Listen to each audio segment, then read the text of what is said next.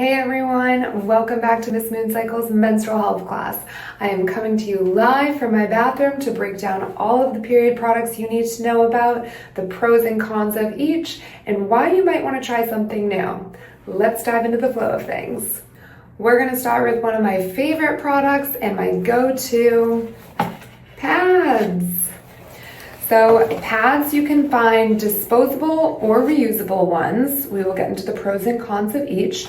But for starters, we are going to look at disposable pads. This means that you wear it once and you throw it away. So let's talk about the pros of pads.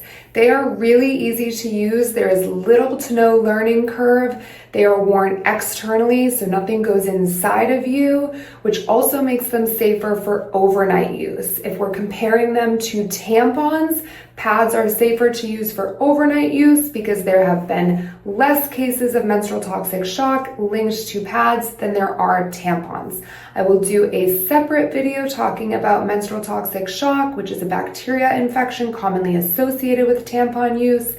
But just for an overview right now, know that if you want to use something overnight, pads are a safer option, which is a pro of pads. They are also really easy to change when you're out and about. You just take the used one, roll it up in the wrapper, throw it out. Now let's talk about the cons of pads. They are bulkier, so depending on what you're doing, you may not opt for a pad. For example, if you're a gymnast and you have to wear a leotard, this may not be your best bet. But they are safe for other physical activities, so if you're wearing shorts and you're comfortable wearing a pad, you are more than welcome to. Some people don't love that they shift with movement. I solve that issue by wearing compression shorts over my underwear when I'm wearing a pad if I'm going to do exercise, and I find that that helps me. Another con is some people find that their skin irritates when they use a pad. If that happens to you, search for another brand with different ingredients and see if that helps. And if it persists, always talk to a trusted adult, a parent, a doctor, someone you can ask questions to because they shouldn't be causing any irritation. Another con talking about exercise is you can't swim with the pad. Since they are externally worn, you would leak if you wore this in the water. The last con of a pad is the waste that they create. But if you still want to wear a pad and you want to eliminate that issue, they created a solution for that, and that is the reusable pad. Reusable pads look very similar to disposable pads. The only difference is the material. So they come in cotton, more comfortable materials. I love a reusable pad. There are some pros and cons with this. And the greatest pro is that you spend a little bit more money up front, but over the long term, you're saving money since you can wash this and reuse it. The biggest con and difference with these than the disposable pad is changing it. So if you have to change this and you're not at home, you need to prepare for that by bringing a plastic bag or something that you can store this in. Moving on to our next product, period underwear. Similar to how you can have disposable and reusable pads, you can also have disposable and reusable period underwear. Disposable period underwear looks very similar to pads, just a much larger version. These look like little bloomers, and just like with the pad, you would wear these, and when you are done, you would take them off and throw them out. You can either take them off like normal underwear, or these ones, they're made by Rael. You can rip the side and take them off that way. So what are some pros and cons of period underwear? The pros, similar to pads, they are very easy to use. I would say that they're easier to use than a pad since you don't have to line up a pad in your underwear. These you just wear just like underwear. They're super comfortable, and they're also good for backup if you decide to pair a period underwear with another product. The cons of these are also similar to pads. If you buy a reusable pair, it's a larger upfront cost, but a lower cost over the long term.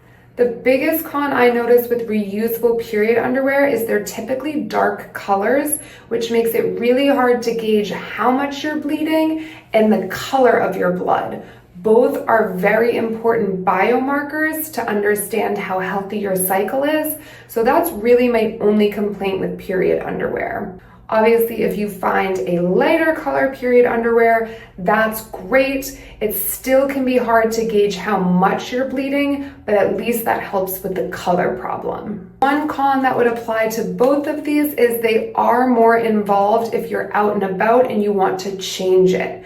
So one thing that I do when I'm wearing period underwear is sometimes I will line my period underwear with a pad and then change the pad throughout the day. And then when I'm getting close to the end of the day and I know I'm going home, then I'll wear these last with no pad inside of it. So that way I know that I can go home and take them off and immediately wash them and put them in the hamper rather than carrying around a plastic bag and a change of either a period underwear and a pad or regular underwear and a pad. Same with the disposable period underwear. If you had to change this out and about, you would have to think about needing to take off your shoes and your pants to either put on another pair of disposable period underwear or reusable period underwear or another product. But then you would also have to carry around underwear with you.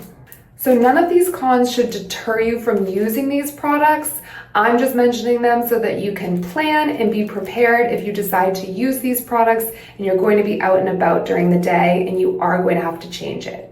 If you're a beginner and you just got your cycle and you're still getting used to your flow and not sure what absorbency you need, I would recommend using period underwear or pads, things that are not internally worn, just while you get used to it and know what absorbency you need. And that way you can also gauge things like the color of your blood and all of that. The next product on the list is tampons. So you'll notice that these come in either compact sizes where the applicator is pushed in and you pull it out first. You'll notice some of them are fully out like this, and then some don't have any applicator at all and it's just the cotton. But for today, I am showing you a compact tampon. The learning curve with tampons is a bit steeper. It may take you some trial and error, but the pros are that once you get the hang of it, you shouldn't feel it at all. Your vagina muscle will hang on to it, so there's nothing that you have to do once it's in place. This is great for swimming since they are worn internally, and it's also good for sports. For example, if you're a gymnast and you can't wear a pad or the underwear, you need something that's more hidden, tampons would be a good option for that. The downside of tampons is that you do have to be diligent in changing them, and you also have to be diligent knowing what absorbency is best for you.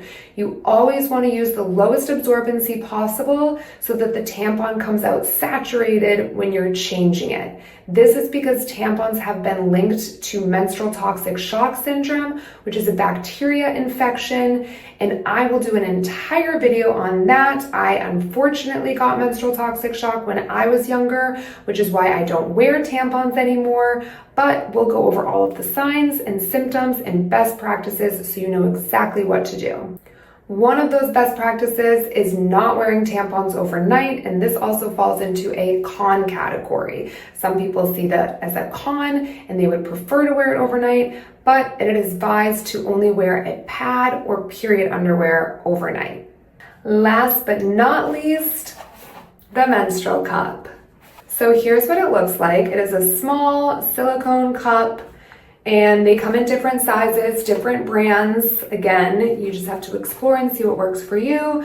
But let's talk about the pros and cons. Starting with the fact that this is reusable, so you can use it for many years to come.